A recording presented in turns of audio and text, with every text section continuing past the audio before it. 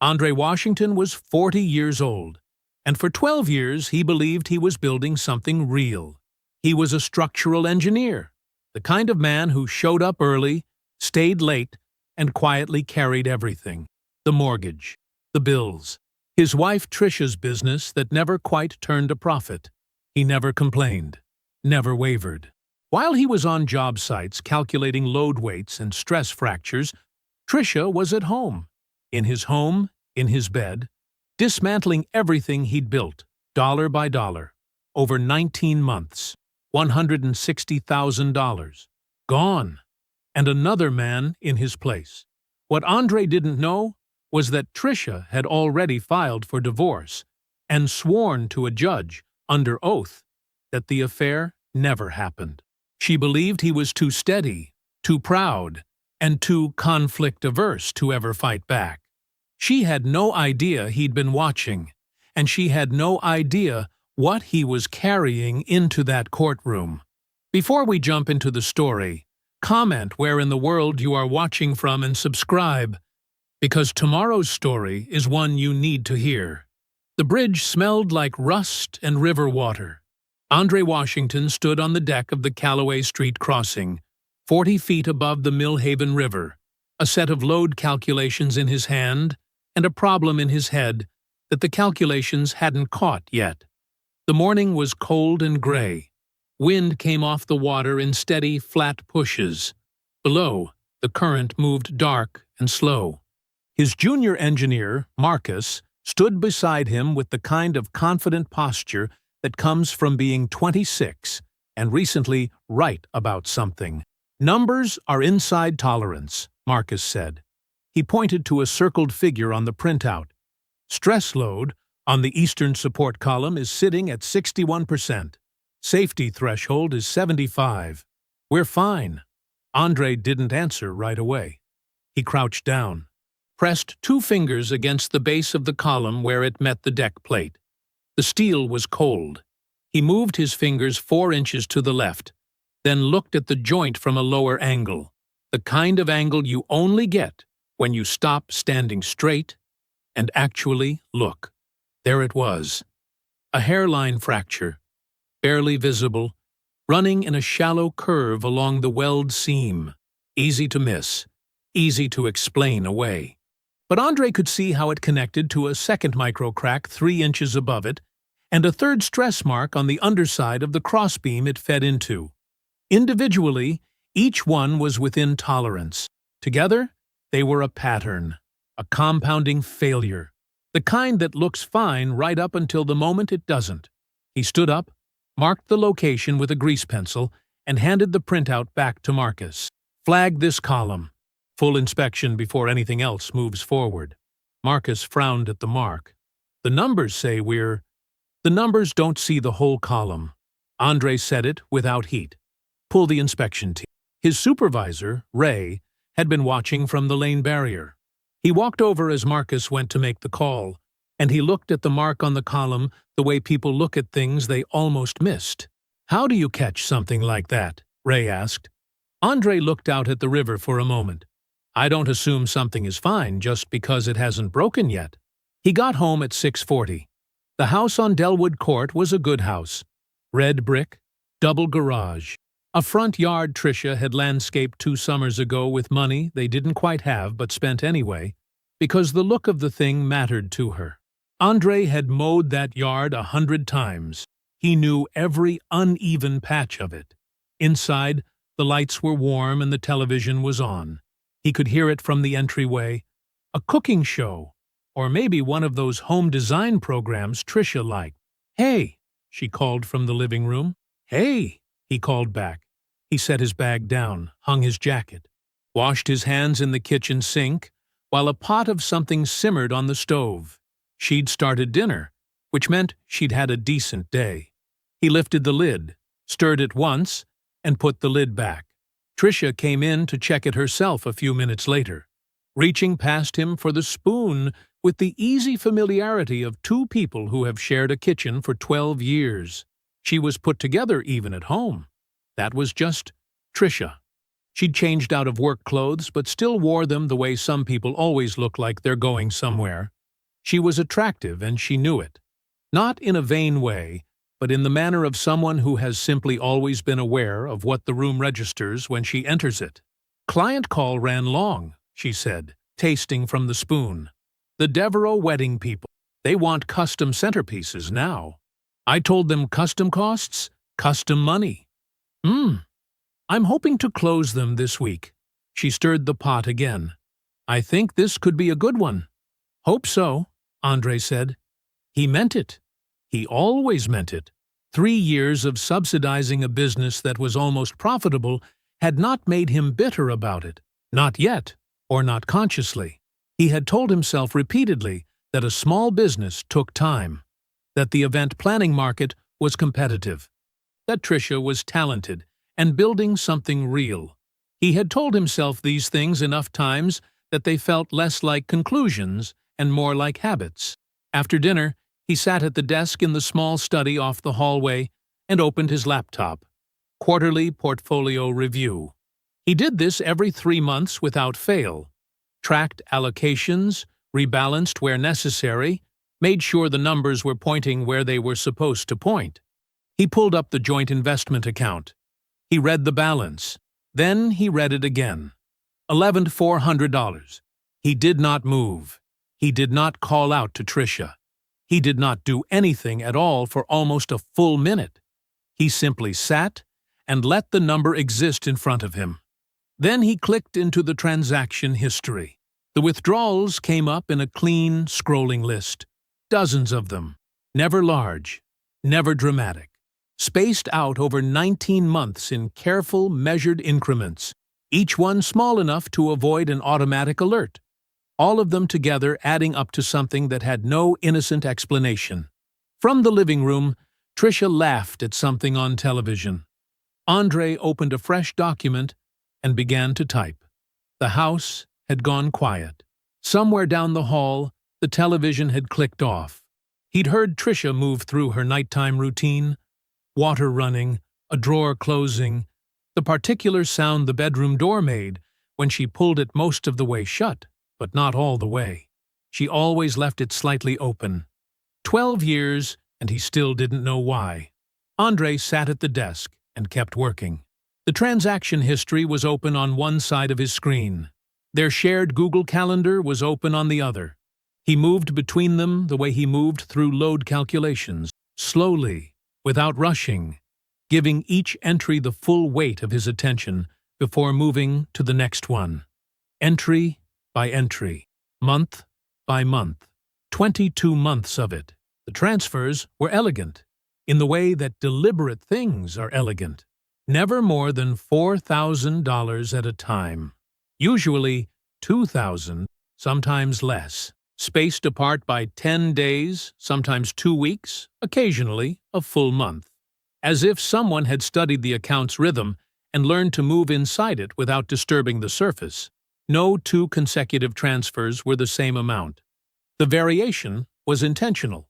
Andre recognized the logic of it immediately, because it was the same logic he applied to structural load distribution. Spread the weight, and no single point shows the strain.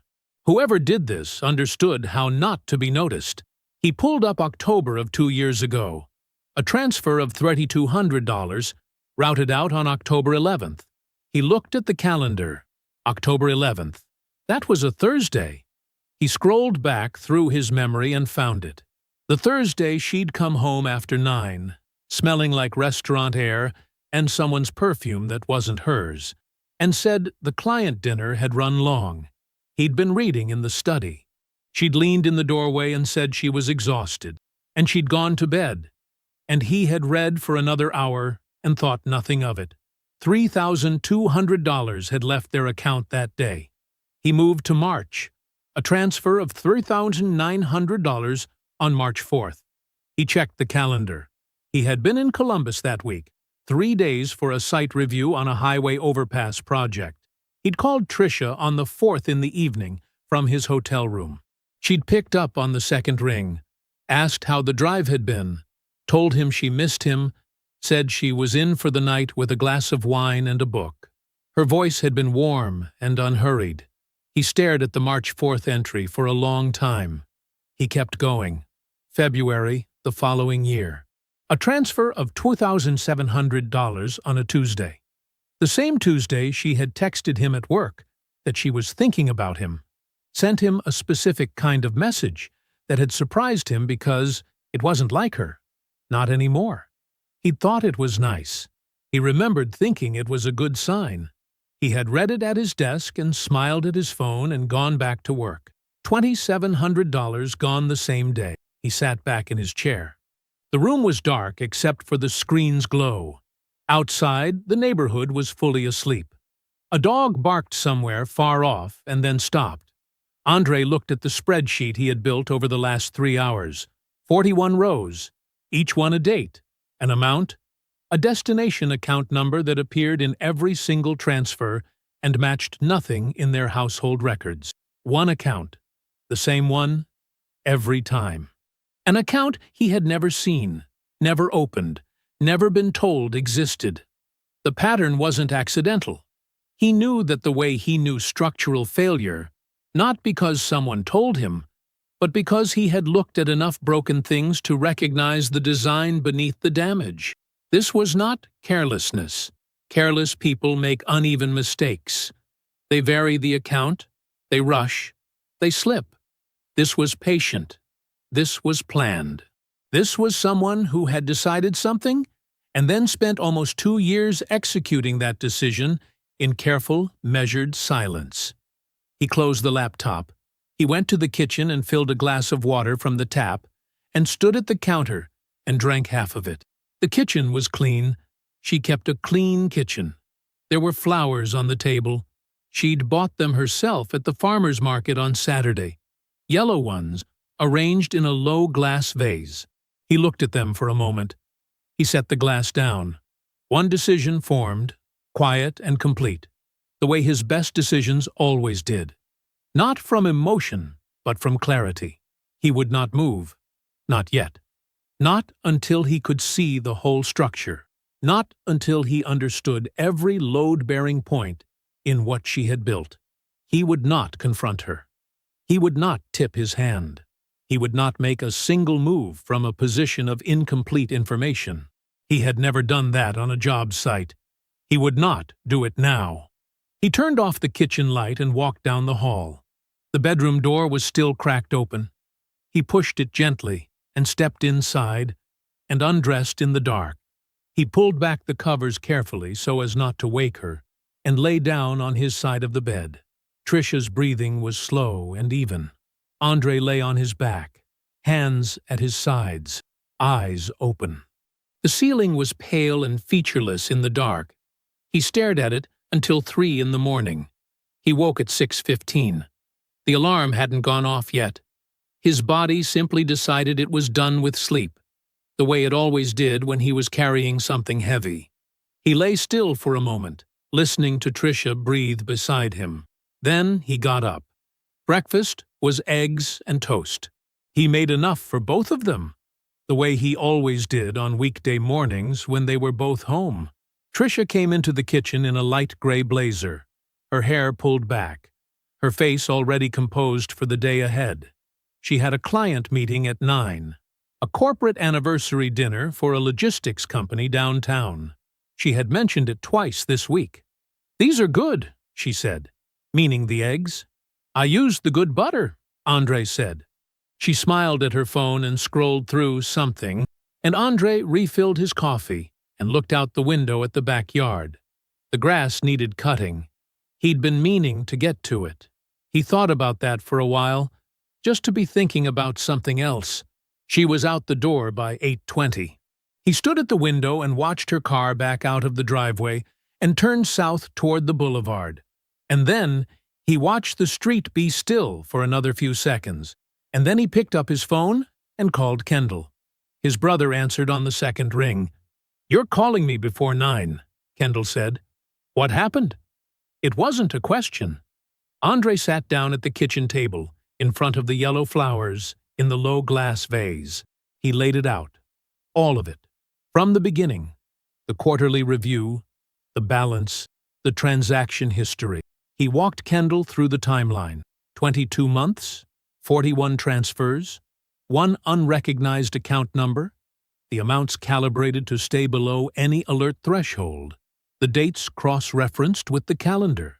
He said it all evenly and without editorializing, just the data, just the structure of it.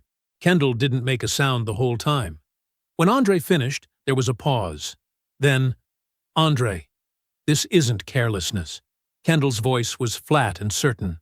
"Somebody who does this, the spacing, the amounts, same account every time, they thought it out. This is a plan." Andre was quiet. "You touch anything?" Kendall asked. "No." "Good. Don't. You move $1. You give her something to point at." Kendall paused. "You need an attorney before anything else. Not tomorrow. This week." "I know," Andre said. "I mean it, Andre. Before you confront her. Before you ask her a single question." "I know," he said again. "I'm going to." He meant it. He would call that week. But there was something he needed to do first, and he didn't mention it to Kendall because he wasn't sure it would amount to anything. It might be nothing. He genuinely wasn't sure.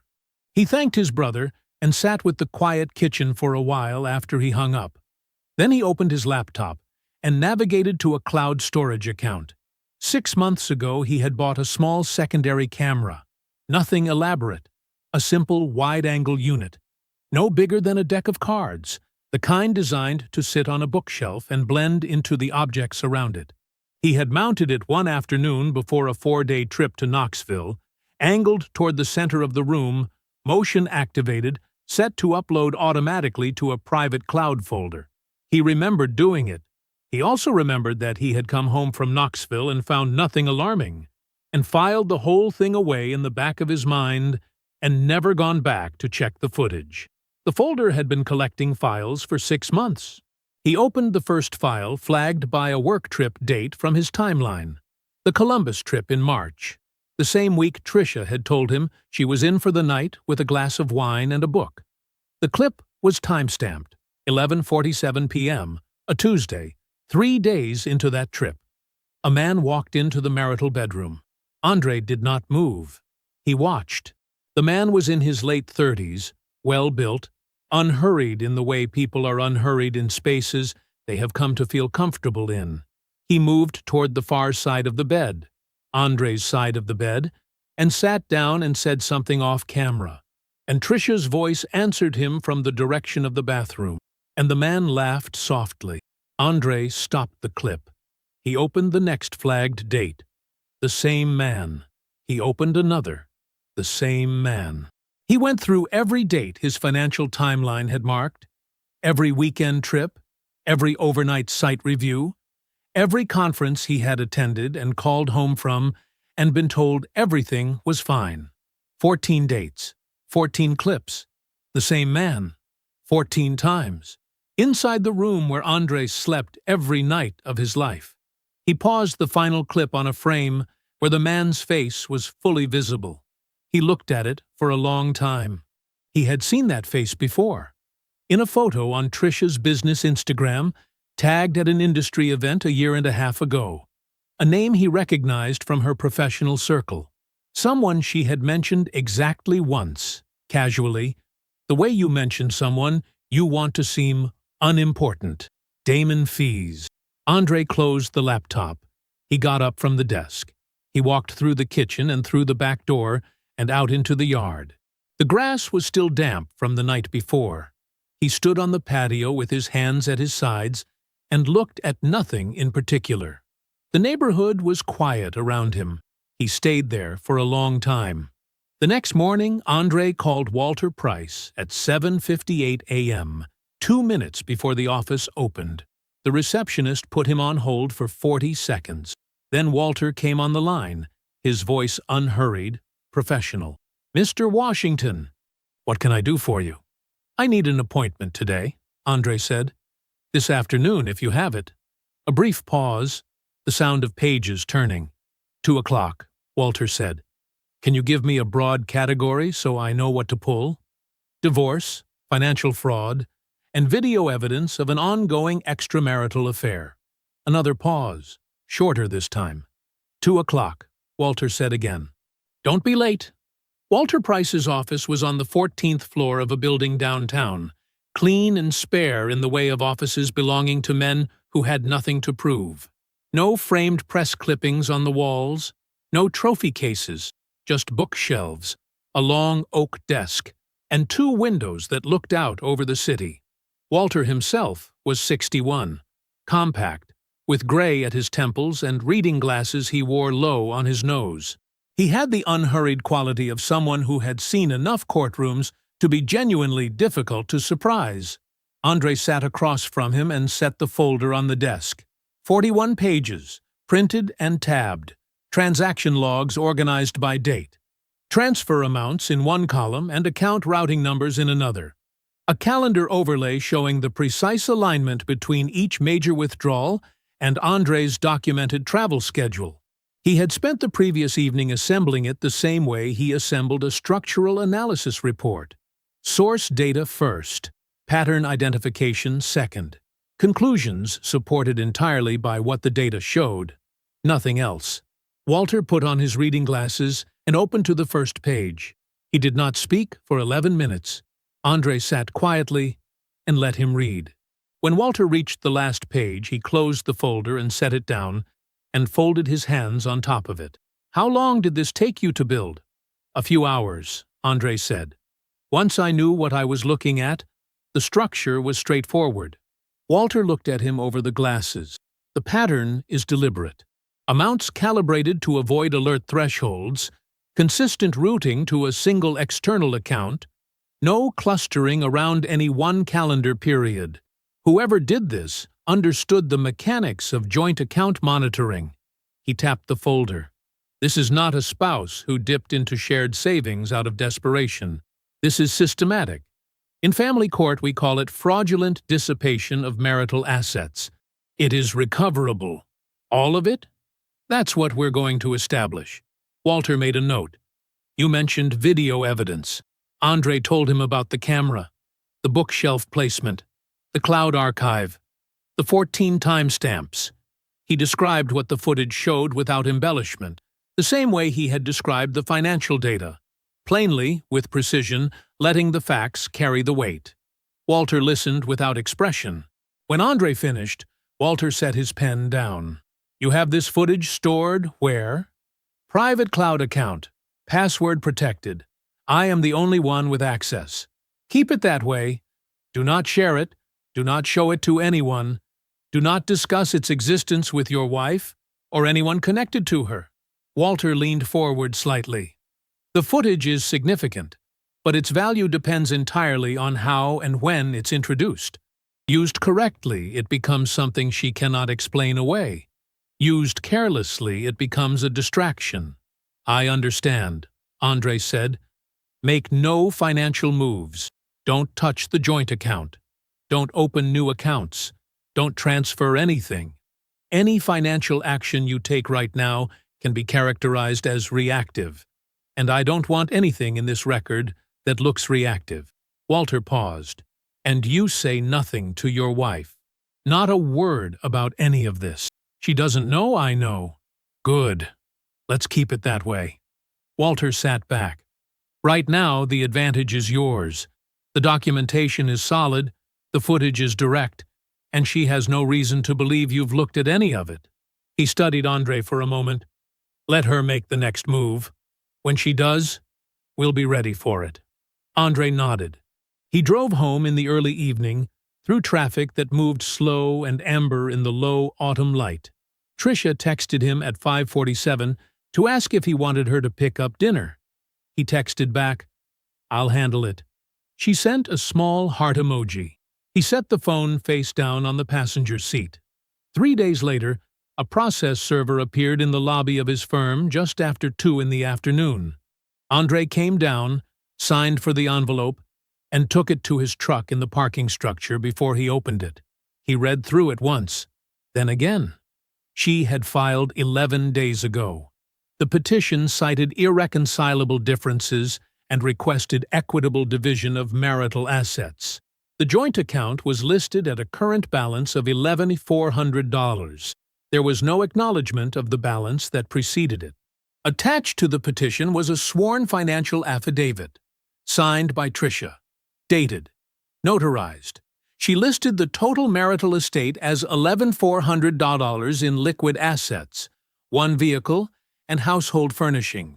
Her event planning business was described as operating at a net loss for 3 consecutive years. He turned to the last section of the affidavit. A standard question, printed in plain font. Did either party engage in an extramarital relationship during the marriage? Tricia had checked the box marked, "Number Andre sat in his truck," and read that line 3 times. Andre drove directly from the parking structure to Walter's office. He did not go home first. He did not call anyone. He merged onto the highway and let the city move past him in the gray afternoon light, and kept both hands on the wheel the entire way. Walter's receptionist showed him in without making him wait. Andre set the petition on the desk. Walter picked it up, put on his reading glasses, and read it the same way he read everything, completely, without rushing, without performing his reaction for the room. Andre sat across from him and was quiet. Walter worked through the financial affidavit first. He paused once near the asset listing and made a small mark in the margin with his pen. Then he turned to the final section. He read the perjury question, read Tricia's checked answer. He set the document down on the desk in front of him, took his glasses off, set them beside it. "She swore to this," Walter said. It was not a question. "Yes," Andre said. "Signed and notarized." "Yes." Walter was quiet for a moment. He looked at the affidavit the way Andre had looked at structural drawings before delivering news that nobody wanted to hear, with the particular steadiness of someone who already understands the full weight of what is on the page. "She has just handed us everything we need," Walter said. "She did not have to attach this affidavit. She volunteered it. She signed it under oath, submitted it to the court, and declared that no extramarital relationship occurred during this marriage." He tapped the document once with 2 fingers. "You have 14 time-stamped video recordings inside the marital home that prove otherwise. She did not give us an opening, Andre. She gave us the case." Andre looked at the affidavit on the desk. At Tricia's signature at the bottom, her full name, neat and deliberate, the letters formed the way they always were when she was being careful about how something appeared. "What happens now?" Andre asked. "Her attorney has already scheduled an emergency temporary hearing. 4 days from today. Property arrangements, preliminary asset division, standard early procedure." Walter picked up his pen. "I'm going to contact opposing counsel this afternoon and inform them you will be appearing. They will expect a routine hearing. We are going to let them expect that." He looked up. "We have 4 days. We are going to use every hour of them." They used all 4 days. Walter's paralegal pulled the complete case file, while Andre drove back to his apartment, the short-term rental he had quietly moved into 2 days after reading the account balance. A clean 1-bedroom with neutral walls and furniture he had chosen for function, and nothing else. He had told Tricia he needed space to process. She had accepted that gracefully, in the tone of a woman who was relieved by a development she had not expected to arrive so easily. He had not corrected her understanding of the situation. Walter's office became Andre's second workplace for 4 days. They worked through the footage together with care. Walter watching, Andre narrating timestamps, the 2 of them identifying the segment that was clearest, most direct, and most irrefutable. Not the most dramatic moment, the most documented one.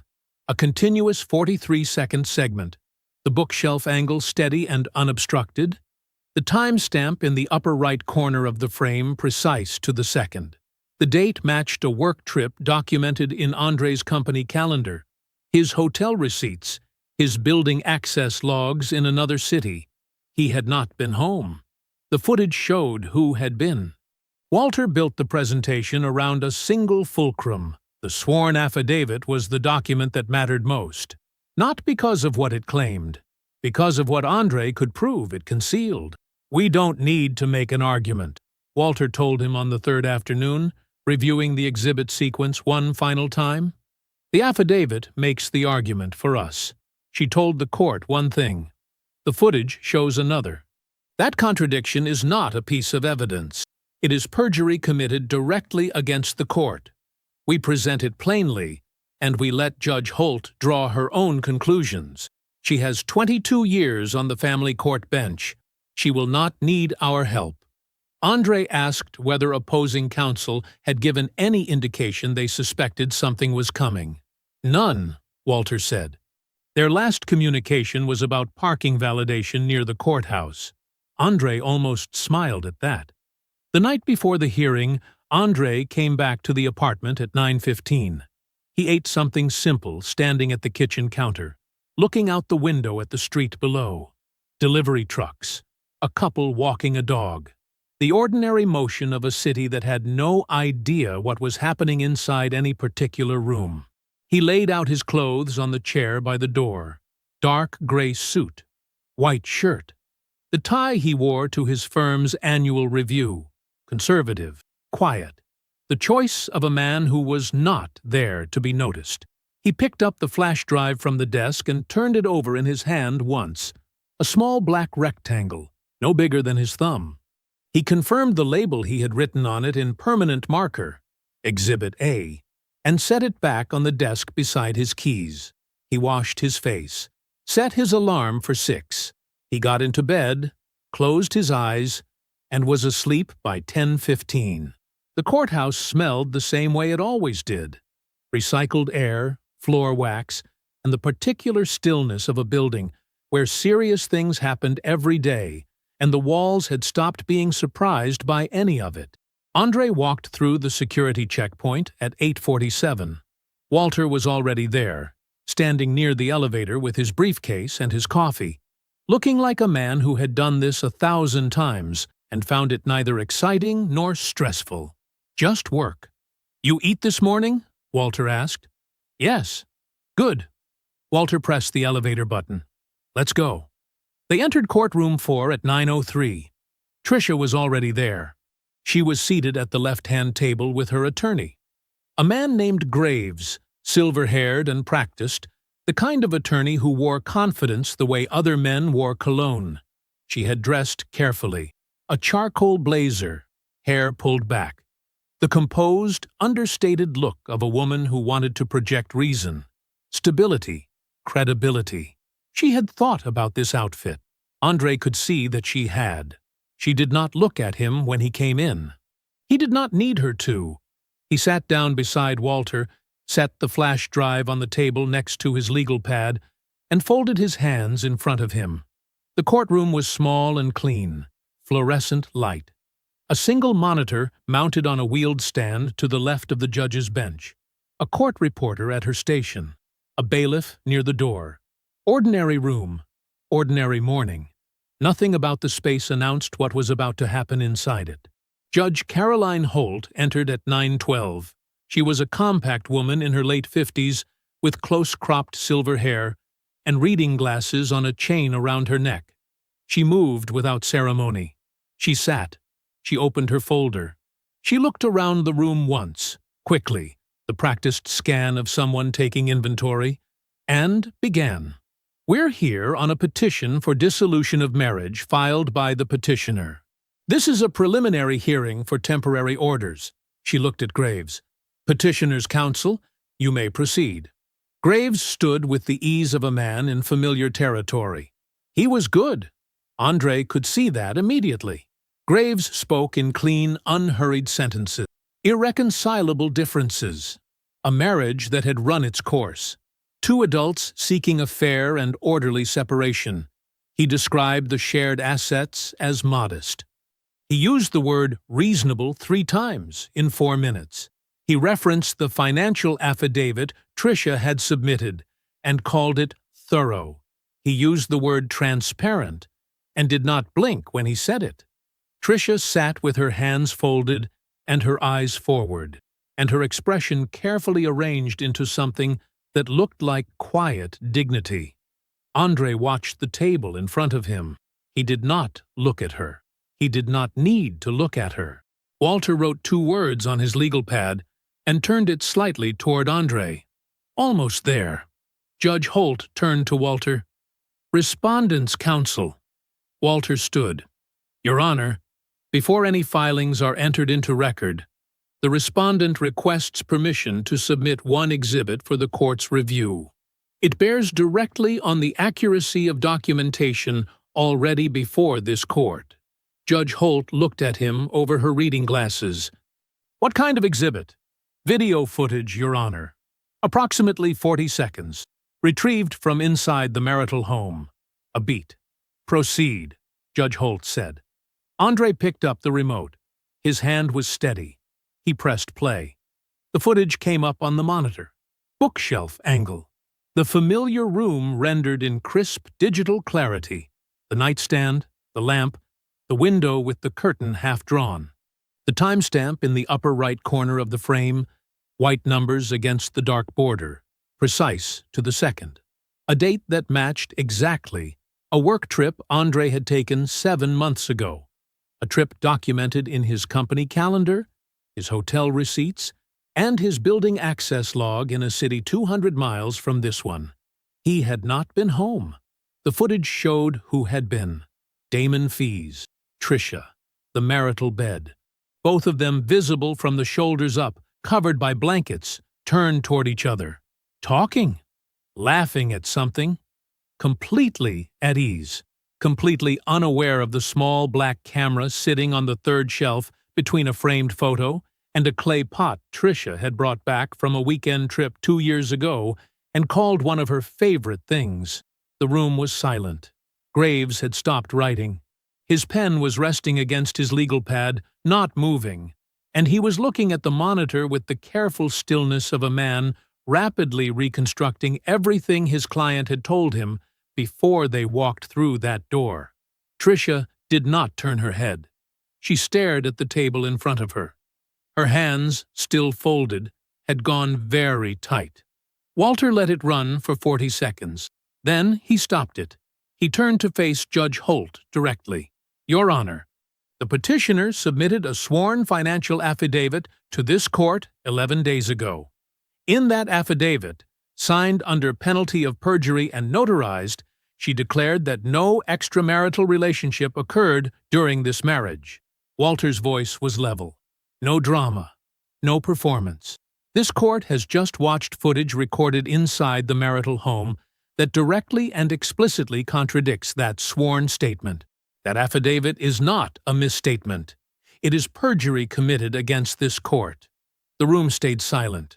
Judge Holt did not look at the monitor. She looked at Tricia. It was a long look. Steady and unhurried, the look of a woman who had spent 22 years on this bench, watching people make catastrophic decisions, and had stopped being angry about it long ago.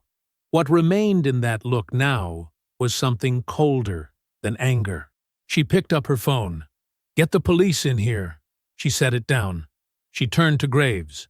Counsel, I advise you to say nothing further to your client until the officers arrive. Graves closed his folder. He did not speak. The bailiff moved to the side door. Andre sat at the table with his hands flat on the surface in front of him, and his eyes forward, and he did not turn around. He could hear movement behind him. Voices, low and official. The particular sound of a situation becoming formal and irreversible. He did not turn around to watch her go. The call came at 8:14 the next morning. Andre was in the kitchen with his coffee, still in yesterday's clothes. He had not slept much. Not because he was broken up about it. He had processed the worst of it weeks ago, alone in a backyard in the dark. It was something else. The particular stillness that follows a thing you have been building toward for a long time. Like finishing a job and standing in the quiet after the last bolt is turned. The number on his screen read, City Police, Financial Crimes Division. He answered on the second ring. Mr. Washington. This is Detective Reyes. I've been assigned to the matter involving your wife. A pause. Former wife. I apologize. It's fine, Andre said. I'd like to sit down with you and review whatever background documentation you might have available. Help us build out the picture on our end. When do you want me there? Another pause. Shorter this time, like the detective hadn't expected the answer to come that fast or that clean. This morning works, if you're available. Give me an hour, Andre said. Detective Reyes was a compact man in his mid-40s, with tired eyes and a desk that looked like it had been losing a war against paperwork for several years. He stood when Andre came in, shook his hand, and gestured to the chair across from him. Andre set the binder on the desk. It was 41 pages, tabbed and labeled. Transaction logs organized by date. Transfer amounts cross-referenced against account routing numbers. A calendar correlation sheet mapping each major withdrawal to a corresponding date from the shared household schedule. Everything sourced, everything documented. Color-coded tabs along the right edge, blue for joint account activity, red for unrecognized routing destinations, yellow for calendar cross-references. Reyes paged through it slowly, not skimming, reading. He turned pages carefully, the way someone moves through something when they're genuinely trying to understand it, rather than just confirm what they already think. He got about halfway through and stopped, looked up. Mr. Washington. He set the binder down. You didn't need us to find any of this. No, Andre said. So why bring it to us? Andre looked at him evenly. I needed it to be official. Reyes held his gaze for a moment. Then he nodded, slowly, once. Like that answer had settled something for him. He picked up the binder again and kept reading. The forensic subpoena hit Trisha's financial records 4 days later. Walter called Andre on a Thursday afternoon, and his voice had the particular quality of a man who had seen a lot of divorce cases and was still mildly impressed by what he was holding. There's a second account, Walter said. Her name only. Opened 3 years ago. Andre was quiet. 6 weeks after your 9th anniversary. Walter continued. Andre remembered that anniversary. He had planned it himself. A long weekend at a place on the coast that Trisha had mentioned wanting to visit. Back in year 3 of the marriage. He had made the reservation 4 months in advance, driven them both up on a Friday afternoon, paid for everything. She had called it the best trip they had ever taken. She had cried a little on the drive home and said she didn't say it enough, but she loved him. 6 weeks after that, she had opened an account he never knew existed. Walter kept going. The account had been receiving 2 kinds of deposits. The first, systematic transfers routed out of the joint account through a secondary pass-through. Smaller and less regular than the primary drain Andre had already mapped, but consistent. The second source was more significant. The event planning business had been profitable for at least 2 years. Not struggling, not almost breaking even. Consistently profitable with margins Trisha had been quietly redirecting into the private account while continuing to report losses on the household books, the losses that Andre had covered without question, every quarter, because he believed her, and because that was what you did. The business he had funded because it was losing money had been making money the entire time. Walter saved the largest item for last. There's one outgoing transfer from the private account, he said.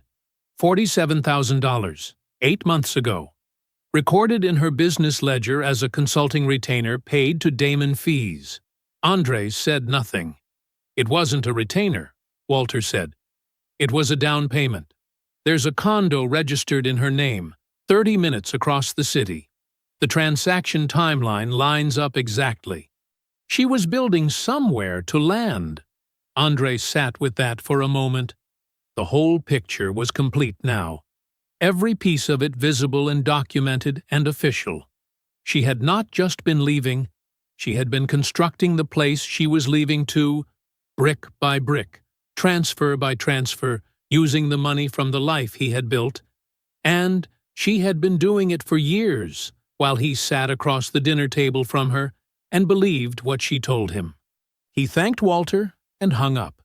Then he called Kendall. He delivered it the same way he had delivered everything else, methodically, in order, without editorializing. The second account, the profitable business, the false losses, the $47,000, the condo. Kendall listened to all of it without speaking. When Andre finished, the line was quiet for a moment. Then Kendall said, "She didn't just cheat on you, she built a whole exit and used your money to pay for it." Andre was quiet for a moment. "She won't be keeping it," he said. Sonia Briggs picked a coffee shop on the east side of town. Neutral ground, her idea. Andre had let her choose. He arrived first, took a table near the window and ordered a black coffee. When Sonia walked in 8 minutes later, she was already doing the thing people do when they are carrying something heavy and trying not to show it. Smiling a little too quickly, moving a little too carefully, like someone navigating a room full of things that could break. She sat down across from him and set her purse on the empty chair beside her. "Andre," she nodded. "Thanks for being flexible." "Of course," he said. She ordered a latte from the server without looking at the menu. Her hands stayed on the table. She glanced at his phone, then at his face, then down at the surface between them. Andre reached over and turned his phone face down. "Sonia." He kept his voice level and easy. "I'm not here to put you in anything. I just need a timeline." Something shifted in her face. Not relief, exactly. More like the expression of a person who has been holding a door shut for a long time and finally feels someone else take the weight. She lasted less than 5 minutes. It came out in the particular way of things that have been compressed too long. Not all at once, but fast once it started. Sonia confirmed that Tricia had begun planning the divorce exit 2.5 years ago. Not floating the idea. Not having hard conversations. Planning. She had known about Damon fees for nearly 2 years. She had been present in at least 3 separate conversations where Tricia discussed what she called the settlement. The word she used the way someone uses a word when they have already decided on the outcome and are just managing the timeline. Andre drank his coffee. He did not react.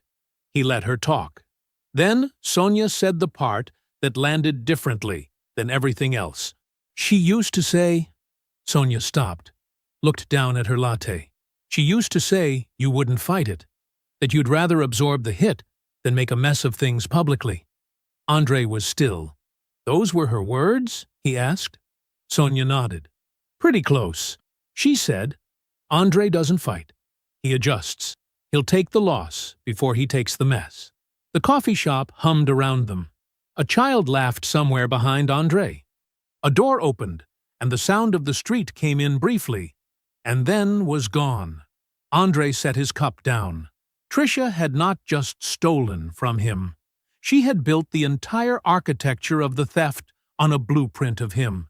His nature, his patience, his instinct to endure quietly rather than combust publicly. She had taken the best things about who he was and turned them into load-bearing walls for a plan designed to hollow him out. She had bet her whole exit on the assumption that the man she had been underestimating for years would keep on letting her. Sonia was looking at him carefully now. Her voice dropped. "I should have said something. A long time ago. I know that." Andre looked at her for a moment. Not warmly, not coldly, just clearly. "Did she ask you to stay quiet?" he said. Sonia hesitated. She didn't have to ask. He nodded once. That was enough. "I can put something in writing," Sonia said. "If it helps, whatever you need for the process." She gestured vaguely at the space between them, meaning lawyers, courts, proceedings, all of it. Andre reached into the inside pocket of his jacket and placed a folded document on the table. 2 pages, clean margins, Walter Price's office information printed at the top. He slid it across with a pen. Sonia looked at it. Then she picked up the pen and signed. She left first. Andre sat with the signed document and the last of his coffee, and watched the street through the window for a moment. People moving past in both directions, everyone with somewhere to be. He folded the document carefully, put it back in his jacket, and walked to his car. Beverly Washington arrived that Sunday with a casserole dish wrapped in a kitchen towel and a look on her face that Andre had known since childhood. The particular expression his mother wore when she had made up her mind to say something difficult and had decided that today was the day. She didn't start with it. She talked about the neighborhood, his cousin Marcus's new job, a program at the church she thought was worth attending. She served the food, and they ate at his kitchen table the way they had always eaten, unhurried, the television off, the kind of quiet between them that never needed to be filled. Eventually, she set her fork down.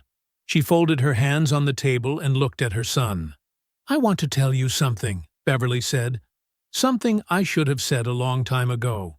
She had noticed things early. Year 2, maybe year 3 of the marriage. Small things. An invitation not passed along. A family gathering where Tricia positioned herself between Andre and the people he was closest to, steering conversations, redirecting attention, managing the room the way she managed events, with a practiced eye toward who was getting too comfortable with whom. Beverly had watched it happen slowly, the way you watch a tide go out, not dramatic enough in any single moment to name directly, but visible across the length of it. She had stayed quiet. Andre's marriage, Andre's life to navigate. "I thought I was respecting your choices," she said. Her voice was steady, but the steadiness cost her something. "But I think I didn't want to cause you pain. And instead, I just let it go on longer than it should have." Andre looked at his mother across the table, the woman who had raised him and Kendall alone, who had worked every year of his childhood so that both of her sons could have options she hadn't, who had never once asked him to be anything other than exactly what he was. He reached across and put his hand over hers. "You told me what you could," he said. "When you could. That's all anyone can do." Beverly looked at him for a long moment. Her eyes were wet, but she did not look away. She stayed 3 hours. They finished the casserole. They talked about other things, good things, ordinary things, the kind of conversation that doesn't require anything from either person except to simply be present. When she hugged him goodbye at the door, she held on a beat longer than usual. He stood in the doorway and watched her car until the taillights disappeared around the corner.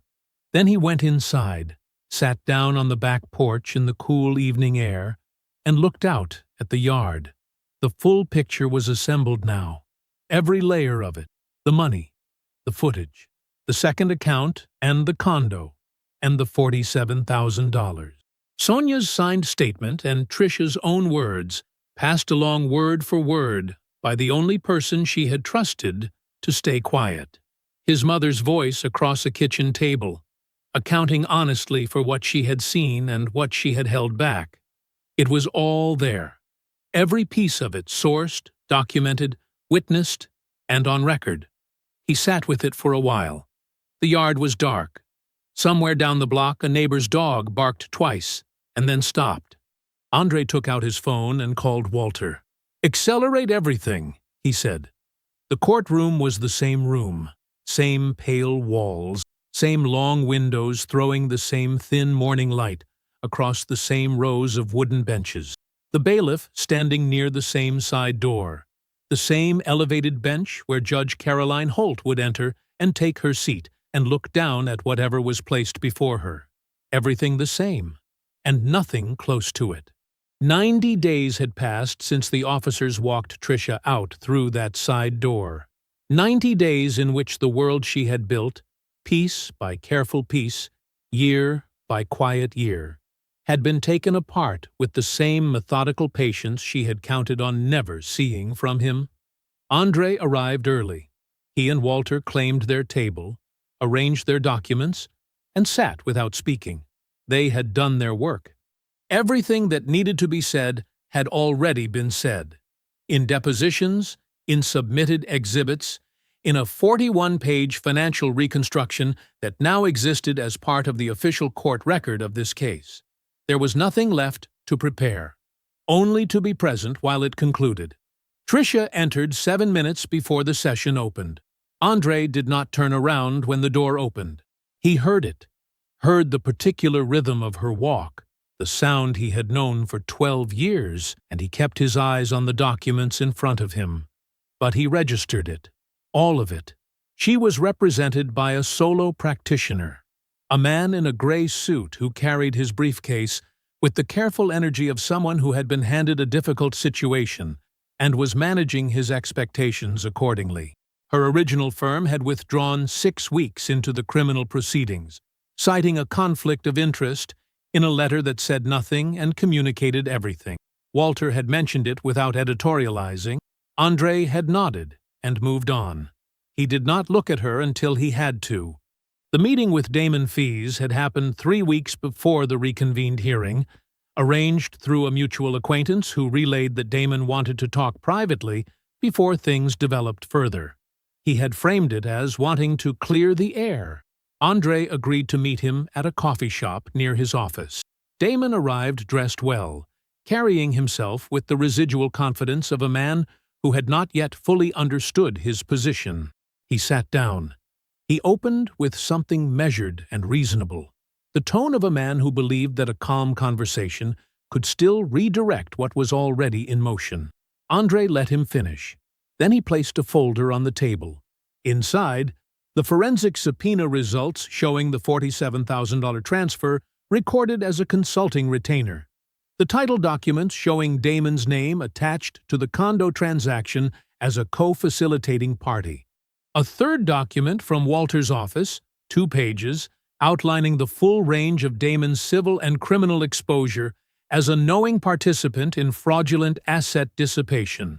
The calm left Damon's face 1 layer at a time. Andre closed the folder and slid it across. "Your attorney should see all of that," Andre said, "before you say anything else to anyone." He stood, buttoned his jacket, and walked out. He did not look back. Damon's cooperation agreement with the district attorney was signed 11 days later. His full statement confirmed Tricia's direction throughout the scheme: the private account, the concealed business revenue, the condo, the fraudulent retainer classification. Every piece of it. He confirmed that she had designed it, that she had led it, and that she had given him every reason to believe the divorce would be finalized before any of it surfaced. He had believed her. That, in the end, was his own problem to carry. The hearing was quiet. That was the only word for it. Walter presented the complete financial reconstruction from the beginning.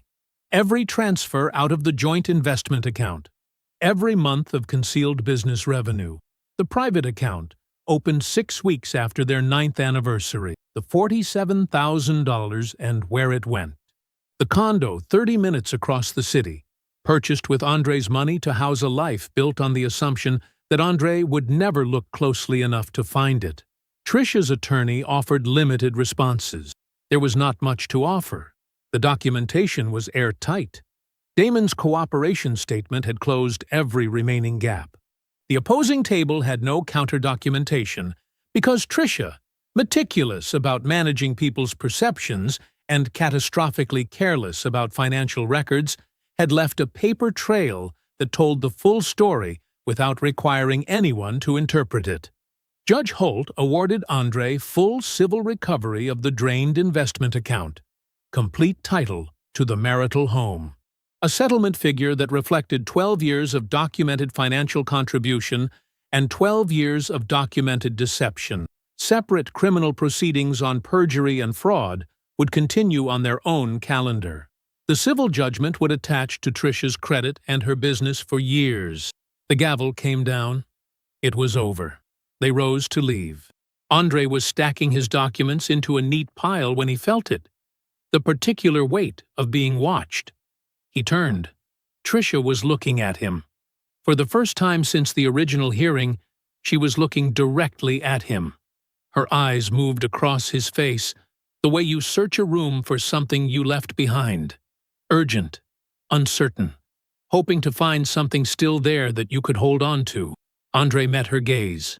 2 seconds, maybe less. There was nothing in his face she could use. No anger, no grief, no opening of any kind. He looked away. He picked up his documents, straightened them once against the table, and walked out beside Walter into the corridor. The bridge was 340 feet long. Andre knew that number, the way he knew all his numbers. Not recited, not looked up, just present, embedded. The span ran east to west over a narrow river corridor, cable-supported at both ends, designed for foot traffic and the kind of daily weight that accumulates invisibly over time. It was his first commission as lead at this scale, and he had earned it the way he earned everything, incrementally, without announcement, by being exactly as good as he said he was. He was walking the span now with 4 junior engineers behind him, pointing at the cable anchors while he talked. Load distribution isn't just about the weight you can see, he said. It's about the weight that builds without anyone noticing. 1,000 small forces, all of them adding up. He stopped and turned to face them. You account for those, or you don't account for anything. The youngest of the 4, a woman named Priya, who asked more questions than the other 3 combined, was writing something in her field notebook. Andre waited until her pen stopped moving. Then he kept walking. 10 months after the divorce was finalized, he had received a call from the managing partner of a regional infrastructure consulting firm, a firm 3 times the size of his previous employer, with commissions that matched. The man had heard Andre's name through legal circles. A family court attorney had referenced Andre's financial documentation methodology during a continuing legal education seminar on asset fraud proceedings, specifically the precision and sourcing of the reconstruction, the way it had been built to withstand adversarial scrutiny. The managing partner had looked Andre up. Then he had called. Andre had listened to the full offer before responding. He accepted on a Tuesday, started the following month, led his first regional team before the year was out. He had told Kendall about it on the back porch, the evening after he signed. Kendall had nodded slowly. She thought she was taking your foundation out from under you. Andre had looked out at the yard. She didn't know what I was standing on. He kept the house. That had never been a question. The house was his, built into the mortgage from the first signature, maintained by his income for 12 years, and awarded to him in full by Judge Holt's ruling. He stayed because he wanted to, and because leaving would have meant letting the memory of what happened there determine what the place was allowed to become. He repainted the living room first, the color he had always wanted, a deep, warm slate gray that Tricia had called too dark and too heavy every time he brought it up. He rolled it on himself over a long weekend, listened to music the whole time, and stood back when it was done, and decided she had been wrong about that, as it turned out, along with other things. The back porch renovation took 3 weeks and came out exactly the way he had sketched it years ago when it was still just an idea he kept deferring. Wide planks, proper lighting, a ceiling fan that actually worked. Beverly sat out there on the first Sunday it was finished and told him it was the best room in the house. He agreed. Beverly came every Sunday now. She brought food and stayed long enough that staying felt natural, unhurried, like something that had always been the plan. Kendall and his family came often enough that his youngest, 7 years old and entirely certain about his preferences, had claimed the left cushion of the living room couch as his permanent seat, and would inform anyone who sat there that they were in the wrong spot. Andre let him have it. Kevin Ossie had been at the housewarming when the porch was done, had given a toast that was mostly jokes and entirely sincere, the way Kevin did everything. He had raised his glass and said something about cameras and timing that made the room laugh, and Andre had laughed with them, the kind of laugh that means something has been fully processed and can now be spoken about out loud. He kept the good ones close now. He was done maintaining careful distance from people who deserved to be near him. Trisha had accepted a plea agreement on one count of perjury, probation, mandatory restitution, a civil judgment attached to her credit and her business that would follow her for years in ways that were quiet and unrelenting and impossible to charm her way out of. The professional reputation she had spent years building in event planning circles absorbed the story the way still water absorbs a stone, completely and permanently. She relocated to another city 8 months after the proceedings concluded. Damon Fees had lost his professional standing in the cooperation's wake and lost Trisha 6 months after that. The relationship had been built on a shared scheme. When the scheme was gone, so was everything else. Mr. Washington. Priya had her notebook open again. How do you learn to see what isn't obvious? Like, how do you train yourself to catch the thing everyone else misses? Andre was quiet for a moment. He looked out at the span, at the cables, the deck, the river moving slowly below. You stop assuming that because something looks stable, it is, he said. And you stop being afraid of what you find when you look closer. He turned back to the plans and kept walking. He had spent 12 years building something for someone who was quietly taking it apart. He was done building for people who didn't understand what they had. I hope you enjoyed that one. Be sure to like the video and subscribe so you don't miss the next story. I've picked out 2 more for you that I think you'll really like.